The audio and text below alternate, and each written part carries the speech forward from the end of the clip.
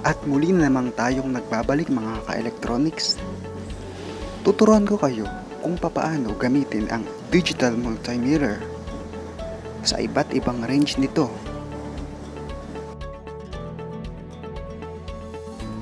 Unang testerin natin ang resistor na to. Brown, black, brown. Brown means 1, black means 0, and brown means 1. So, itong resistor na to ay 100 ohms. So, testerin na natin mga ka-electronics. Itapat lang natin ang range sa 200 dahil ang susukat natin ay 100, kaya itapat lang natin siya sa 200. So, basahin natin mga ka-electronics kung ano ang mariread ng meter. 98.6 ohms. So, pasok siya sa tolerance. Dahil ang mga resistor ay hindi perfecto, kaya may tolerance.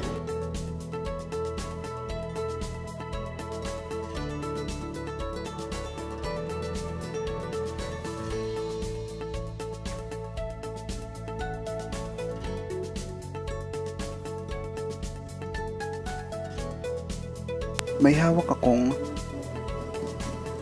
brown, black, red. Brown means 1, black means 0, and red means 2. So, magdadagdag tayo ng dalawang 0. So, ito ay 1K. So, mga ka-electronics, testingin na natin kung 1K nga ba talaga. Tapat lang natin sa 2K. Ayan mga ka-electronics. Susukatin ko na kung 1K. 977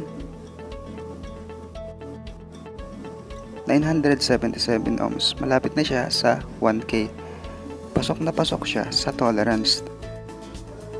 Pag mataas ang tetestarin mo, itapat mo lang siya sa 200K. Pag nasa milyon naman, itapat mo siya sa 2M. Pag lampas sa 2 million, itapat mo sa 20 million. And kung mas mataas pa, itapat mo naman sa 200 million ohms. Pag alternating current mga ka-electronics, yun yung nagbaback and forth or nag-alternate ang kanyang mga electron. Pag direct current ay nasa iisang direction lamang ang flow ng electron. Ayun mga ka-electronics, tetesterin ko na ang isolation transformer. Itapat lang natin sa 750 AC. Sa AC siya kasi yung tetesterin natin ay AC. Dahil ang isolation transformer, ang output niya ay AC. So, testing natin mga electronics kung anong mariread ng digital multimeter. So, ang na-read ng digital multimeter ay 203. Ayan mga ka-electronics, 203. Medyo mababa siya sa mains na 220. Ayan mga ka-electronics. Testerin naman natin ang mains. Yung direkta na, hindi na siya dadaan sa isolation transformer. Ayan mga ka-electronics. Pag magtetest kayo ng AC na sa mains, magdoble ingat kayo dahil baka ma-short nyo ang dalawang pin. Ayan mga ka-electronics, 222. Malapit na malapit sa 220.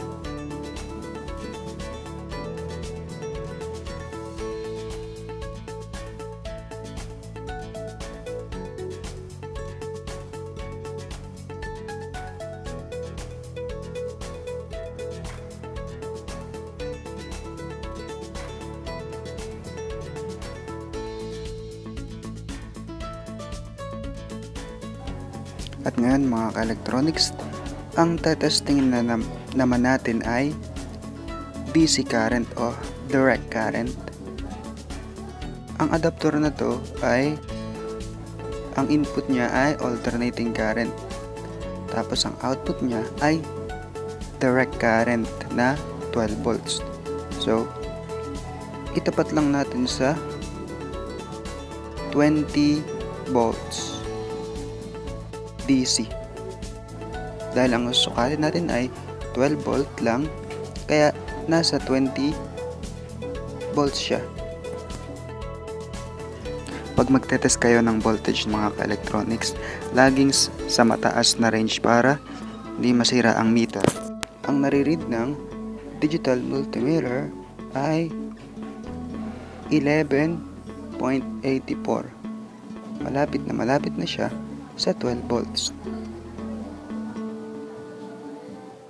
Yun ang kanyang accurate na reading. Dahil minsan hindi perpekto ang mga power supply, kaya medyo mababa, minsan medyo mataas, pero konti lang. Kung sobrang baba naman ang tetesterin nyo, itapat nyo lang sa pinakamababang range.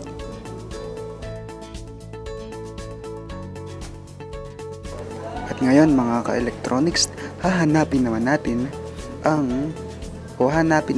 sa mains ang live at neutral. Itapat lang sa NCB or non-contact voltage.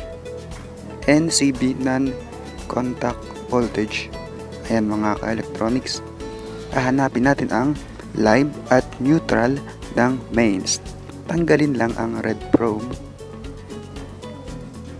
at isaksak sa isang phase ng mains. Ayan mga ka-electronics. Sasaksak na natin ang red probe sa mains o sa phase ng mains. Dapat ang red probe ay nakalagay malapit sa yung dulo ng red probe ay nakalagay malapit sa taas ng tester, dahil yun ang kanyang detection ng non-conductive.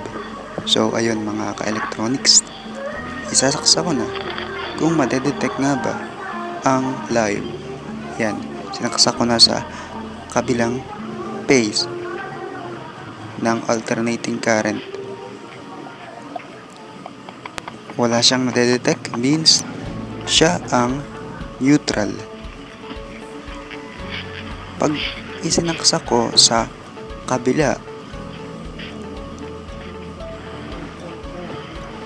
at nilagay ko ang dulo ng probe dun sa taas ng meter, tumunog siya at tumilaw. Means yun ang kanyang live. Kaya wag hahawakan ng live kasi napakadelikado nito. Ang neutral ay pwedeng hawakan dahil walang kuryente. Ngunit pag live ang nahawakan mo at nakayapak ka pa, dadaloy ang kuryente sa iyong katawan dahil naging complete na ang circuit. Kahit nakatsinelas ka pa, makaka-receive ka pa rin ng ground o kuryente dahil may resistance din ang iyong tsinelas.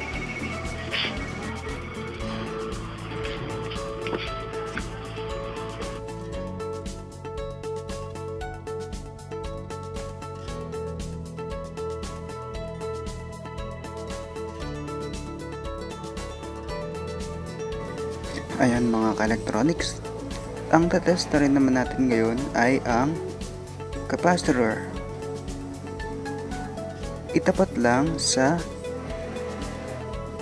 microfarad ang digital multimeter pag magtetest kayo ng capacitor.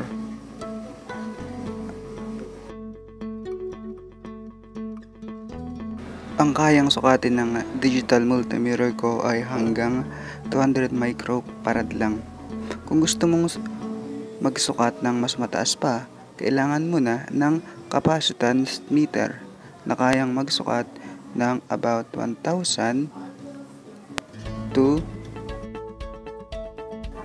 50,000 microfarad. So ayun mga ka-electronics, ang tetestingin natin ay capacitor na electrolytic 10 microfarad. Tapat lang natin sa 200 microfarad. Ayan mga ka-electronics. Yung socket, saksak natin sa saksakan ng microfarad.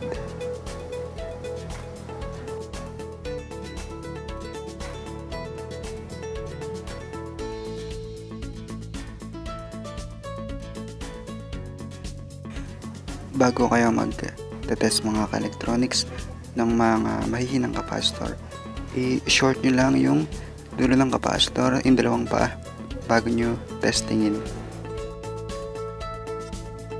Kasi minsan may naiiwang charge na maaaring ikasira ng inyong digital multimeter.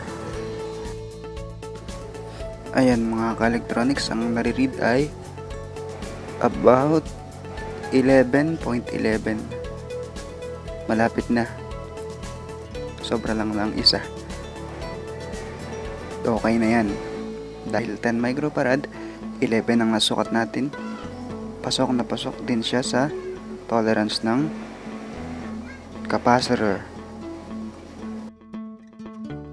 At ngayon mga ka-electronics, ang tetestin naman natin ay capacitor na 100 nanofarad o 0.1 microfarad.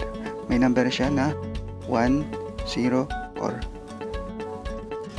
So ayun mga ka-electronics, testin na natin ang non-polarized capacitor. Ginagamit ito sa mga high frequency. Ayun mga ka-electronic, testing na natin.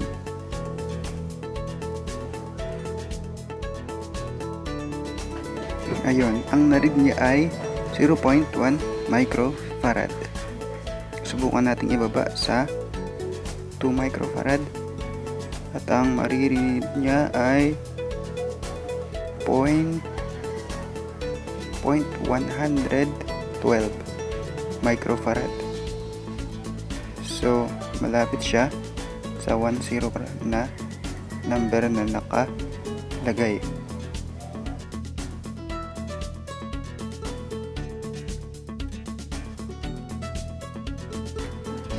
At ngayon mga ka-electronics, tetestingin naman natin ang diode. Ang tetestingin ko ay Schottky diode na may voltage drop na about 100 millivolts or 0.1 volts. Yung normal na diode mga ka-electronics, ang voltage drop niya ay about 800 to 400. Ngunit ang Schottky diode ay 100 kasi ang diode na to ay mailalagay sa mga high frequency switcher power supply. May kakayahan nitong sa mga high frequency o yung pag switch on and off ng pagkabilis-bilis. At ngayon mga ka-electronics, testingin naman natin ang bipolar transistor or bipolar junction transistor. Para lang tong dalawang diode na pinag-back to back. Hanapin lang natin ang voltage drop. Ayan, about 400. Around 400. Ayan. Hanapin mo lang yung combination ng na may mariread kang voltage drop na dalawa. Ayan mga ka-electronics, ang transistor na to ay NPN. Ang base ang red. Dapat walang reading pag binaliktad mga ka-electronics, kasi pag nagka-reading yan, automatic na leaky na siya at pag tumunog ay shorted na.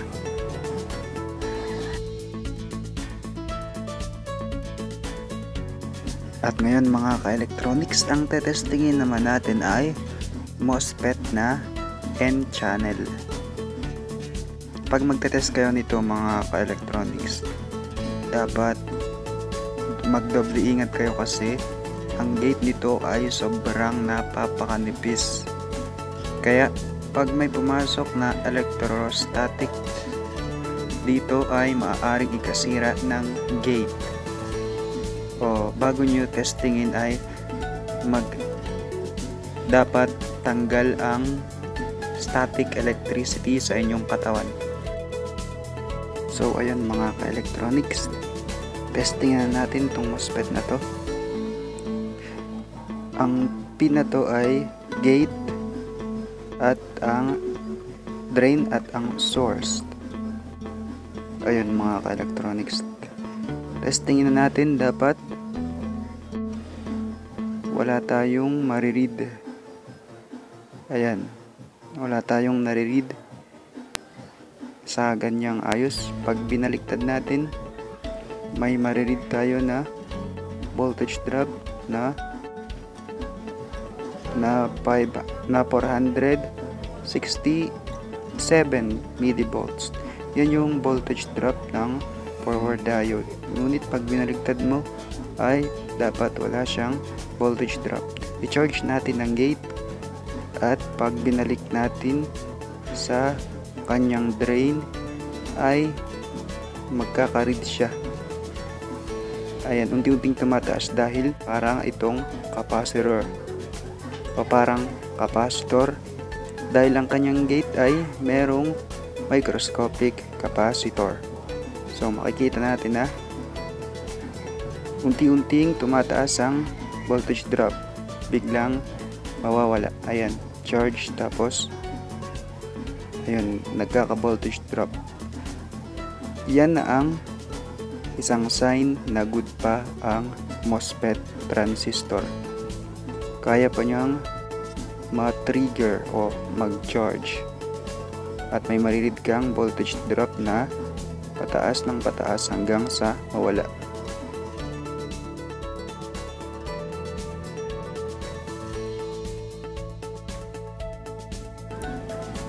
Magte-test naman tayo ng current mga ka-electronics. Ang itetest natin ay alternating current. Pag magte-test kayo, kailangang naka-series ang itetest nyo. Hindi nyo pwedeng i-parallel ang meter kasi masisira ang meter nyo, fuse ng meter nyo o maaaring meter nyo mismo.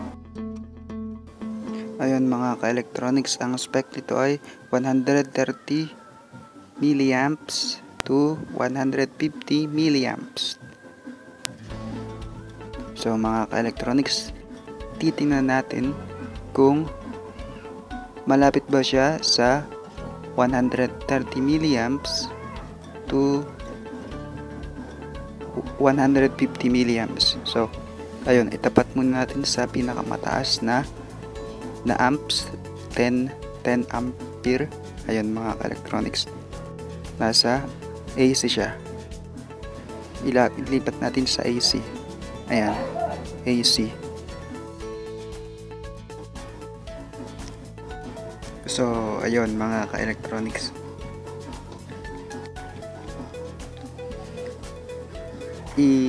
isaksak na natin yung pan o itest na natin yung pan para makita natin ang daloy ng kuryente o flow ng current. So ayan mga ka-electronics, tingnan natin muna yung voltage nya kung ilan ang lumalabas na voltage. Ay 204. So i-expect na natin na ang masusukat natin ay medyo baba. So ayan mga ka-electronics, saksak lang natin.